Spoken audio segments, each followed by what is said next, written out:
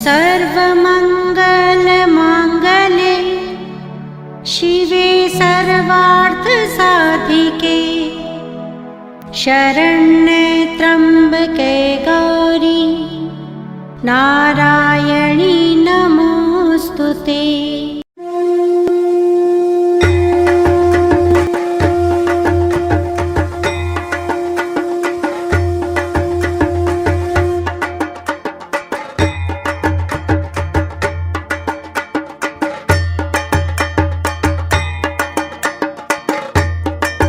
न जाने कितनों को मैंने देखा है, तो कहता है बड़ी बड़ी बातें मत करो, मुझसे युद्ध करो, तुम्हारे युद्ध की पिपासा आज मैं शांत कर दूंगा, ऐसा उसने कहा। और दोनों के बीच में भयानक युद्ध शुरू हुआ महाराज। ये रक्त बीज था, कोई आम आदमी नहीं था। भयानक युद्ध शुरू हुआ। अब इसके रक्त गिरने लगे और इसी जैसे सैनिक उसमें से पैदा होने लगे। देखते देखते वो पूरा मैदान सैनिकों से, इसीलिए सैनिक लेके नहीं चलता था। सैनिक तो जब चाहे जहां चाहे पैदा कर लेगा। एक से बढ़कर एक सैनिक, दोनों ओर से भयानक युद्ध शुरू हो गया, बहुत भयानक युद्ध। और इतना भयानक युद्ध शुरू हुआ महाराज कि देवता थर थर कांपने लगे। देवताओं को कुछ समझ में नहीं आया, उन्होंने अपनी अपनी शक्तियों को भेजा कि इतनी बड़ी सेना खड़ी हो गई, अब ये दो महिलाएं कैसे क्या करेंगी। तो ब्रह्मा ने अपनी शक्ति ब्रह्माणी को भेजा, विष्णु ने वैष्णवी शक्ति भेजी, रुद्र ने रौद्राणी को भेजा, इंद्र ने इंद्राणी को भेजा, यम ने भी अपनी पत्नी को भेजा, कुबेर ने भेजा, वरुण ने भेजा। सब ने जिनकी जिनकी पत्नियां थीं उन्हीं की तरह स्वरूप धारण करके, उन्हीं के अस्त्र को लेकर और उन्हीं के वाहन पर सवार होकर के इस युद्ध भूमि में आ गईं। चारों तरफ माताएं छा गईं और भयंकर युद्ध प्रारंभ हुआ। लेकिन जितनी बार उसको मारती थी उतने ही पैदा होते जा रहे थे। अब बड़ी समस्या। तो फिर मां ने, जो मां दुर्गा स्वरूप में थी, उन्होंने काली से धीरे से कान में कहा कि आज, और आप आज सुन लीजिए, मां हमेशा रक्त नहीं, अगर जिन लोगों को लगता है कि बलि चढ़ानी चाहिए, मैं उन्हें सावधान करता हूं महाराज कि आपको कैसे ये लगता है कि किसी मां के बेटे को उसके सामने मार के चढ़ा के उसे आप खुश कर सकते हैं। ये सारे जीव जंतु उसी की संतान हैं और उसको मार करके आप उस मां को खुश करेंगे? अरे बिल्कुल खुश नहीं होगी महाराज, उल्टे नाराज हो जाएगी। इसलिए इस सभा में, इस स्थान से मैं बलि को जो है भर्त्सना करता हूं और बलि का भयंकर नहीं बल्कि अति भयंकर रूप से विरोध भी करता हूं। मेरी मां रक्त पिपासा नहीं है, नहीं है रक्त पिपासा, वो तो सिर्फ शत्रुओं का भंजन करती है, उसके रक्त को वो पीती है। लेकिन हम बच्चों के लिए तो वो भद्रकाली है।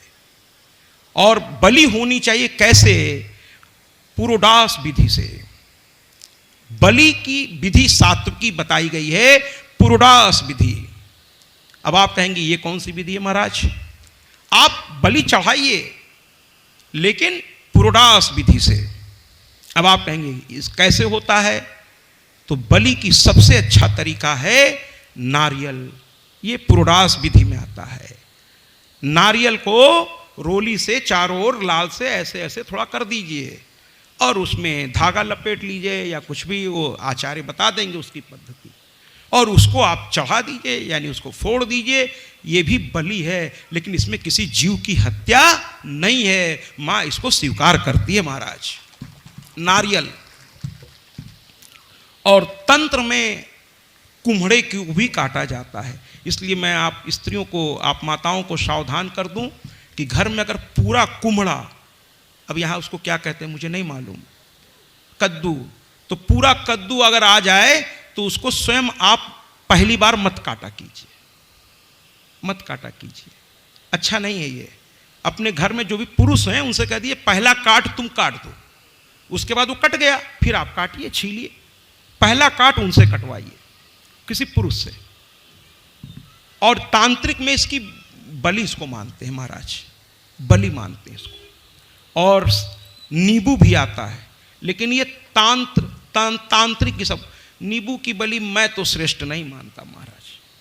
बाकी शास्त्र में लिखा है, लेकिन नींबू खट्टा होता है और भगवान को मीठा प्रिय है। क्षार वस्तु उनको नहीं चढ़ाई जाती, क्षारीय वस्तु उनको नहीं चढ़ाई जाती, उनको मीठा वस्तु चढ़ाइए।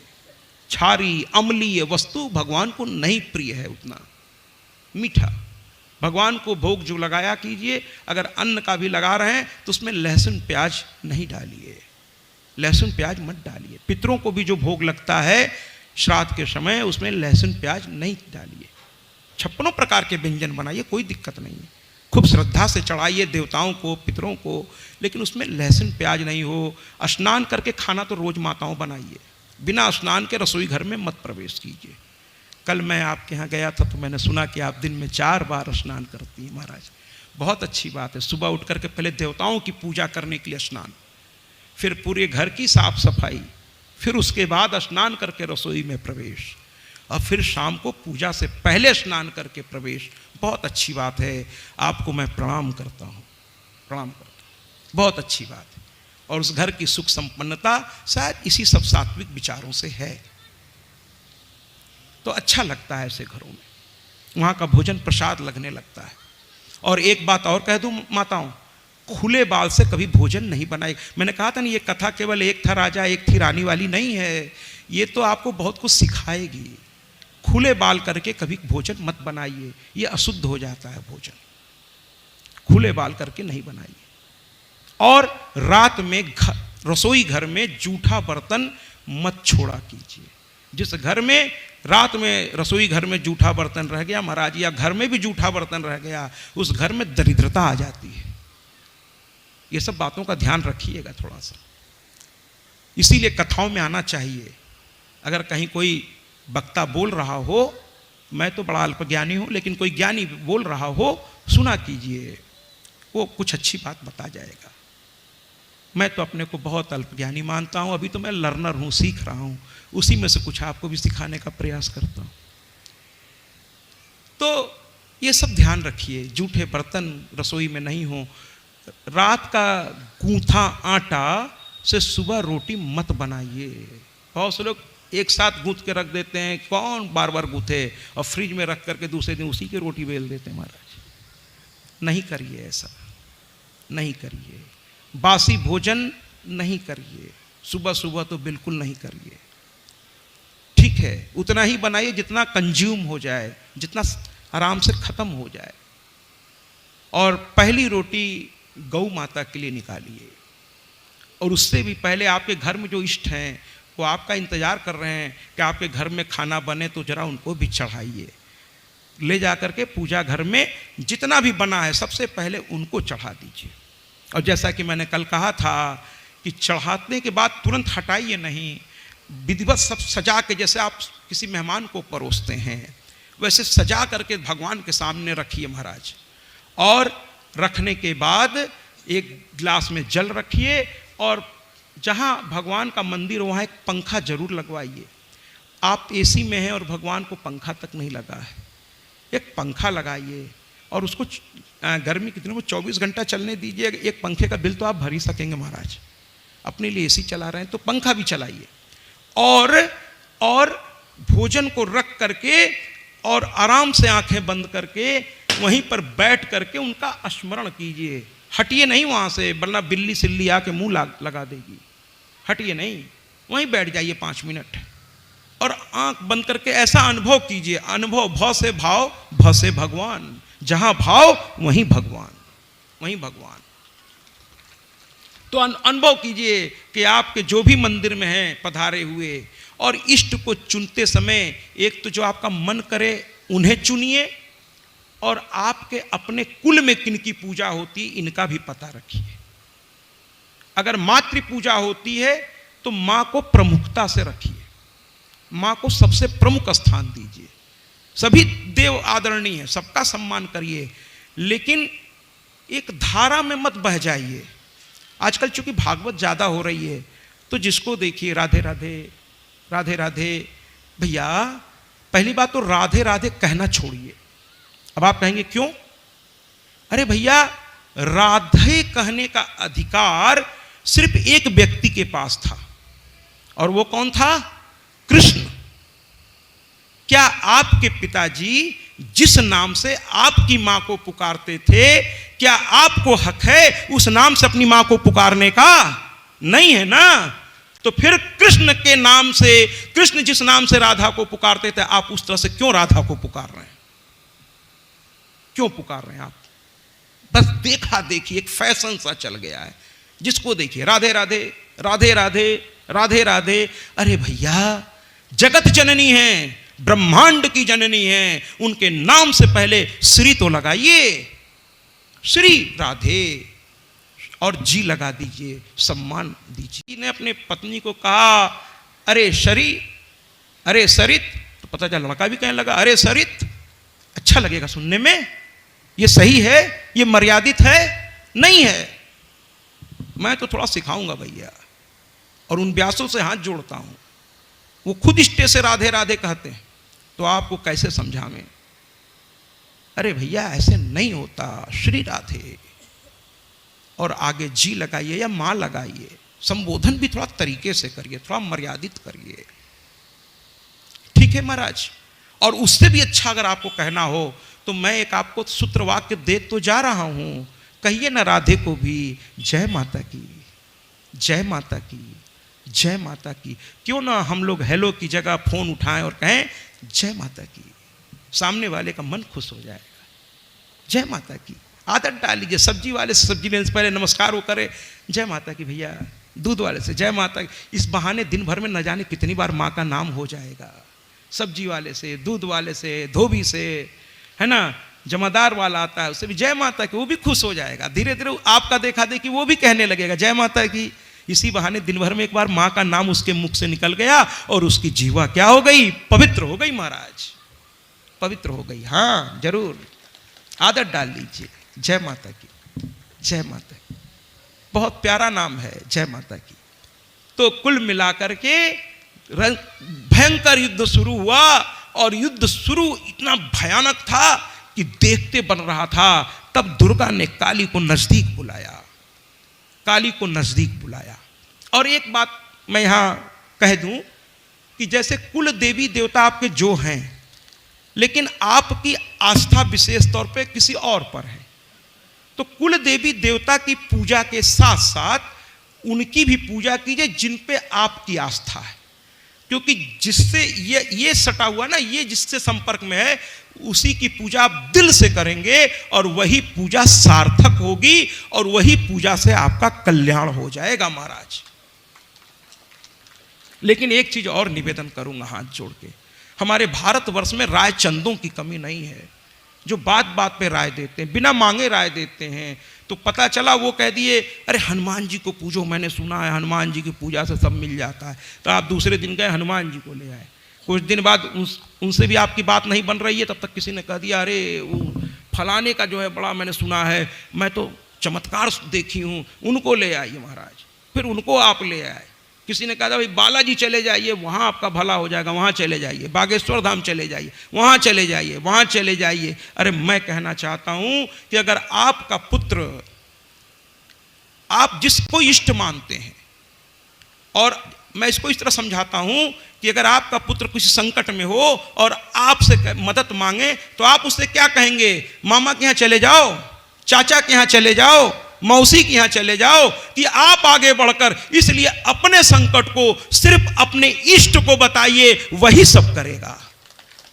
इधर उधर भटकिए नहीं, वरना भटकते रहेंगे, आज इनको कल उनको, उनको उनको। पूरा जो मंदिर है ना वो देवी देवताओं से भर जाएगा महाराज।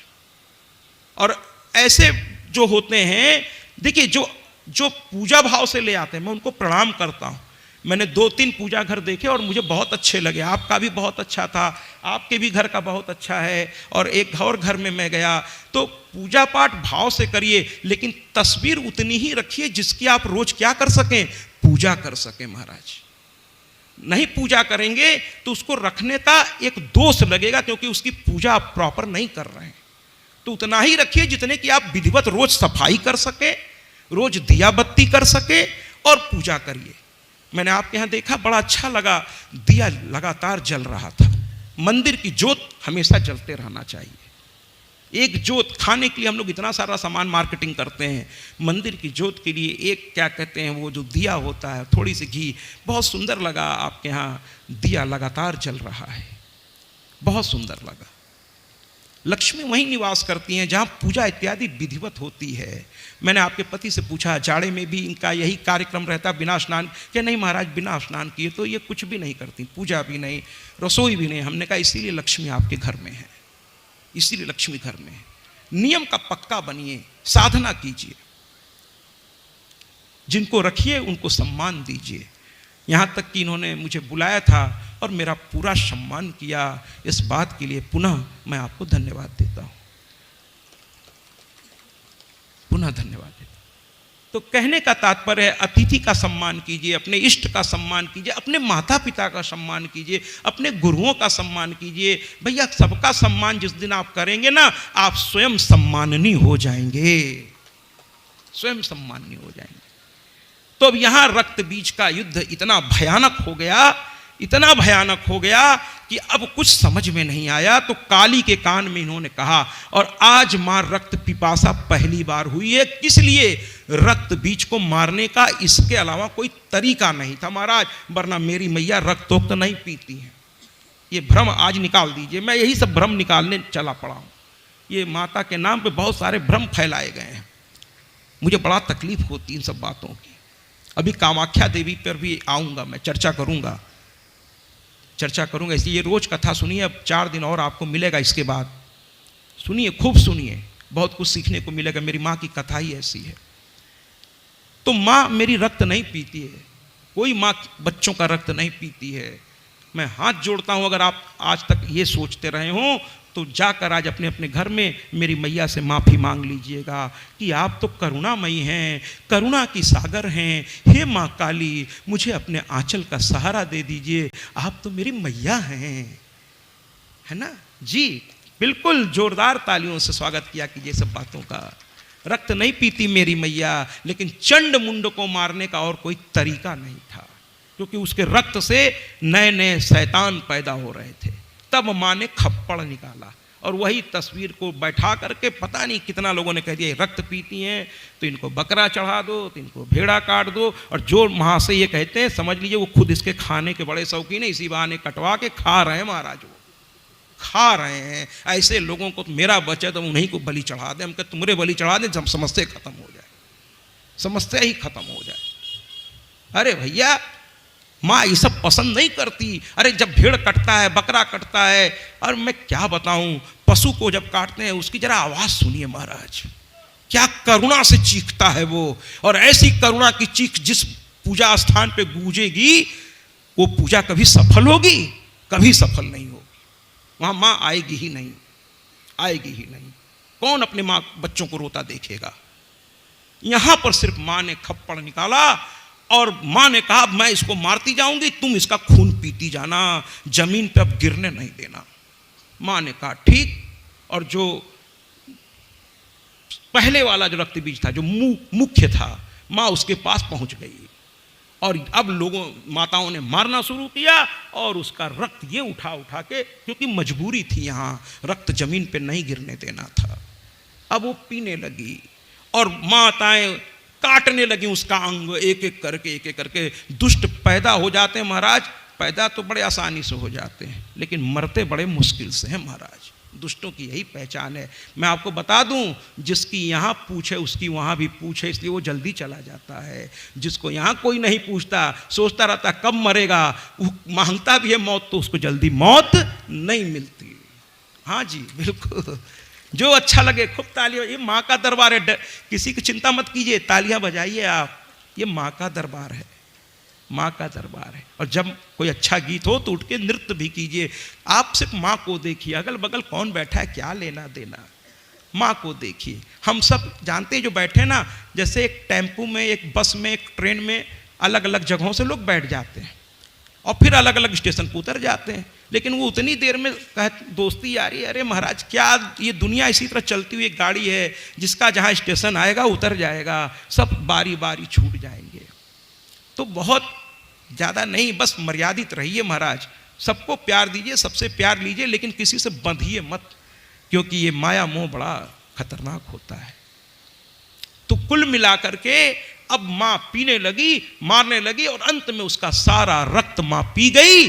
और उसके बाद मां ने हुंकार लगाते हुए त्रिशूल उठाया और त्रिशूल से उसके सीने में गाड़ा, और रक्त भी गिर करके तुरंत वहीं पर भस्म हो गया। जयकारा शेरा वालिदा बोल साचे दरबार की, बोलो ना काली मैया की। हाँ जी, जरा हम लोग शक्ति उपासक हैं, थोड़ा जोर से बोलेंगे। तो रक्त बीज भी मारा गया।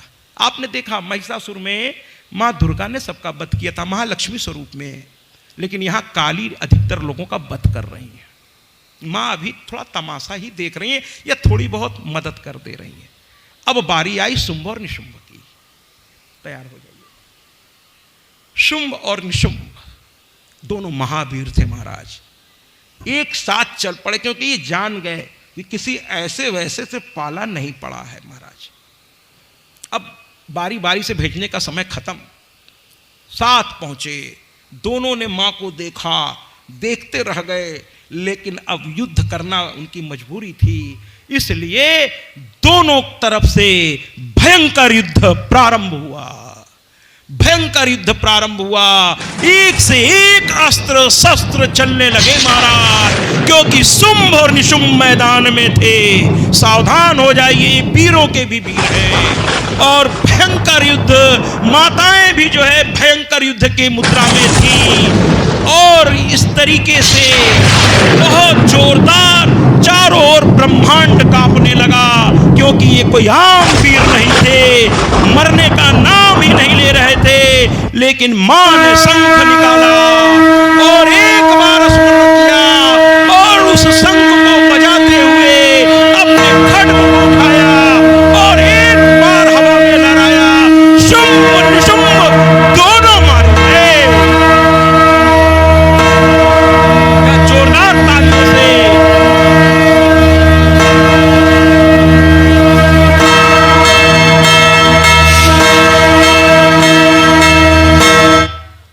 जयकारा शेरा वालिदा बोल साचे दरबार की।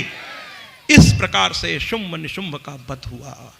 और ये कथा दुर्गा सप्तशती में महिषासुर और शुंभ निशुंभ, और अगर समाधि वैश्य भी मैं सुना दूंगा तो आप कितने भाग्यशाली हैं कि दुर्गा सप्तशती आपका पूरा हो जाएगा महाराज। दुर्गा सप्तशती पूरा हो जाएगा, आप कितने भाग्यशाली हैं।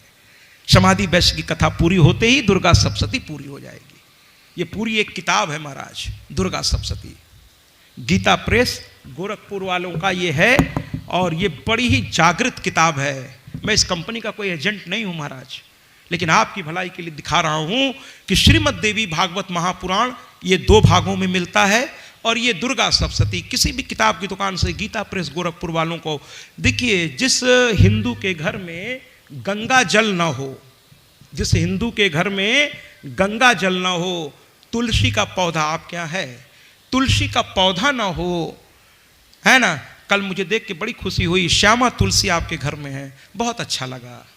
तो तुलसी का पौधा हो, गंगा जल हो, है ना, और अपने इष्ट की किताब हो, है ना, और साथ ही साथ पूजा के सारी सामग्री हो, शंख हो, थोड़ा सा घंटी हो, है ना, और पूजा की थाली वाली हो। आप अपने लिए इतना कुछ मार्केटिंग करते हैं, कभी अपने इष्ट के लिए भी मार्केटिंग किया कीजिए। मैंने आपके यहाँ देखा सोने का पूरा बिस्तर उस्तर भी लगा रखा, जिसमें सुलाती हैं, मच्छरदानी भी लगा रखा है, भाव से भगवान है। तो मैंने कहा मेरी मैया के लिए भी ले लीजिएगा बिस्तर, याद है ना, तो मैया के लिए भी ले लीजिएगा, अगली बार आएंगे तो देखेंगे। तो मैया के लिए भी मेरी बिस्तर ले लीजिएगा, थोड़ा सा एक छोटा सा प्यारा सा गद्दा भी ले लीजिएगा, उस पर रजाई भी ले लीजिएगा। मेरी मैया को शयन करा दिया कीजिए, सुबह उठा दिया कीजिए। बड़ी प्यारी है मैया, जहाँ रहती है ना सुख शांति और समृद्धि अपने आप आ जाती है महाराज। उसकी सुबह शाम आरती कर दिया कीजिए, थोड़ा नैवेद्य घर में जो बना हो चढ़ा दीजिए, थोड़ा उसके चरणों को पखार के चरणामृत बना लीजिए, उसमें तुलसी डाल दीजिए। आचार्य से पूछिएगा, वो पद्धति बता देंगे। फिर उस चरणामृत को पान कर लिया कीजिए, पूरा शरीर ही शुद्ध हो जाएगा। तो इस तरीके से अब आइए ना, दुर्गा सप्तशती का आखिरी हिस्सा, समाधि वैश्य। राजा सूरत बहुत ही बहादुर थे, उनके राज्य में किसी प्रकार की कमी नहीं थी महाराज। लेकिन जब आदमी सुखी होता है तो पता नहीं क्यों राक्षसी वृत्ति के लोग दुखी होते। जानते हैं हमारे देश की समस्या क्या है? गरीबी, बेरोजगारी, भूख, ये सब उतनी बड़ी समस्या नहीं है महाराज, ये तो हल हो जाएगी जिस दिन राजा सही बैठ जाएगा, हल कर देगा। लेकिन हमारी जो सबसे बड़ी समस्या है कि 100 में 99 इसलिए परेशान रहते हैं कि उसका बगल वाला सुखी क्यों है। सबसे बड़ी समस्या ये, हम एक दूसरे से ही परेशान हैं। कहते हैं ना कि बड़ी एकता देखी जमाने में, बड़ी एकता देखी जमाने में, जिंदों को गिराने में और मुर्दों को उठाने में। बड़ी एकता देखी जमाने में, बड़ी एकता देखी। मिल करके किसी को गिराया कैसे जाए, कैसे ये तरक्की कर रहा है, कौन सी अफवाह फैलाई जाए। लेकिन भैया जो अपने इष्ट की शरण में रहेगा ना, कमाई के साथ साथ पूजा पाठ के लिए समय निकालते रहिए। कभी कभी यज्ञ अनुष्ठान भी कराइए, अगर भगवान ने आपको दिया है तो जरूर कराइए। और जब भाव आपका जग जाएगा तो ऐसे व्यक्ति भी आपको मिल जाएंगे जो सही तरीके से आके आपकी इस अनुष्ठान को पूरा कर देंगे। देखिए गोलू को ये भाव जगा जी, और भोलू भी साथ में साथ दिया, और श्रीवास्तव परिवार में दोनों आदरणीयों ने साथ दिया, उनके चाचा जी, उनके पिताजी और भी जो लोग हैं सब मिल के साथ दिए। तो इन बच्चों ने देखिए इतना बड़ा अनुष्ठान कर दिया कि पूरे इस समाज में जो भी बैठे, जहाँ तक आवाज़ जा रही है, आज मुझे कहने में कोई एतराज़ नहीं है कि वहाँ तक की जगह पवित्र हो गई। बाकी कल को हम अपने कुकर्मों से उसे फिर खराब कर लें वो एक अलग बात है, लेकिन अभी तो वो जगह मातृमय और पवित्र हो गई महाराज, पवित्र हो गए। जैसे स्नान करके हमने कपड़े उपड़े नए पहन लिया, बाद में फिर कीचड़ लगा लें तब उसका क्या करना। तो कुल मिलाकर के हमारे जो सूरत थे बड़े सुखी थे। अब वो सुख लोगों को देखा नहीं गया, तो कोल एक जाति थी, वो सब कूद पड़े और इनके ही मंत्रियों को मिलाकर इनके राज्य को हड़प लिया महाराज। घर का भेदी लंका ढाए। कहते ना, हमें गैरों ने नहीं मारा, हमें अपनों ने मारा। गैरों में कहाँ दम था, अपने मारते हैं तो बचने का मौका नहीं देते। कहते ना कि हमारी किश्ती वहाँ डूबी जहाँ पानी कम था, किश्ती वहाँ डूब गई जहाँ पानी कम था। हैं, हमें अपनों ने मारा, गैरों में कहाँ दम था, गैरों में कहाँ दम था, हमारी किश्ती वहाँ डूबी जहाँ पानी कम था, जहाँ पानी कम था। तो इनको अपनों ने मिलके मार दिया, यानी इनके पूरे राज्य को हड़प लिया। अब इनके पास कोई चारा नहीं बचा, घोड़े पे बैठ के पीछे के दरवाजे से इसलिए चल पड़े कि अगर मैं जिंदा रहा तो अपने राज्य को छुड़वा पाऊंगा, लेकिन अगर मर गया तो ये अत्याचारी मेरे राज्य को बर्बाद कर देंगे। अपने राज्य के लिए चुपचाप निकल पड़े कि फिर से ताकत इकट्ठा करके सुभाष चंद्र बोस की तरह वापस भारत आऊंगा। चलो दिल्ली, है ना, तुम मुझे रक्त दो मैं तुम्हें आज़ादी दूंगा, ऐसा सुभाष चंद्र बोस ने कहा। चलो दिल्ली, आज़ाद हिंद फौज बनाई, बाहर से आकर के वापस आए अपने देश। तो कहने का तात्पर्य है महाराज कि यहाँ पर जो है ये अंधेरे में चलते हुए छुप के आए और ये सुमेधा ऋषि के आश्रम में पहुँच गए, और इनको सुमेधा ऋषि ने बड़ा सम्मान दिया, इनको बाकायदा यथोचित अतिथि सत्कार किया, पाद अर्घ से इनका पूजन करवाया, है ना। स्वयं ऋषि थे इसलिए पूजन नहीं किए, लेकिन औरों से करवाया। यथोचित सम्मान देने के बाद जलपान कराया और विश्राम करने के लिए थोड़ा ये किनारे जाके बैठ गए। तब तक एक व्यक्ति और आया, वो भी बड़ा दुखी लग रहा था। राजा ने उठ के उसे भी बैठाया, पूछा आप कौन? तो कहने लगा मैं समाधि वैश्य हूँ। और कहें आपकी क्या समस्या है? कहने लगे हमारी पत्नी और हमारे बच्चों ने हमें मार के घर से बाहर कर दिया है। कहें क्यों कर दिया? कहते हैं तुम बड़े कंजूस हो, न खाते हो न खाने देते हो, इसलिए तुम जाओ, बड़ी समस्या है महाराज आजकल, तो मुझको मेरे ही घर से निकाल दिया। तो कहने लगे कि तुमको तुम्हारे ही घर से निकाल दिया, बेमरुवत बेवफा दुनिया है। तो कहने लगे कि संसार इतना निर्दयी है महाराज, संसार इतना निर्दयी है तो कहने लगे भैया यहां शत्रु तो शत्रु, मित्र भी शत्रु बन जाते हैं, ये संसार ही ऐसा है। इस पर एक चलचित्र का एक गीत है, भजन तो नहीं है लेकिन इस दुनियादारी के बारे में बहुत कुछ वो गीत कहता है। इसलिए जब भी ये बात आती है तो मुझे ये गीत थोड़ा सुनाने का मन करता है। इस संसार को समझिए जरा, यहाँ गैरों से ज़्यादा कभी कभी अपने ही पीछे पड़ जाते हैं महाराज। तो शत्रुओं से तो निपटा जा सकता है, अपनों से कैसे निपटेंगे। इसीलिए शायद एक गायक ने गा दिया, बेमरौवत बेवफा दुनिया है यही दुनिया, तो क्या दुनिया है ये। आइए ना जरा 2 मिनट इस गीत को सुन लें, सुनाइए।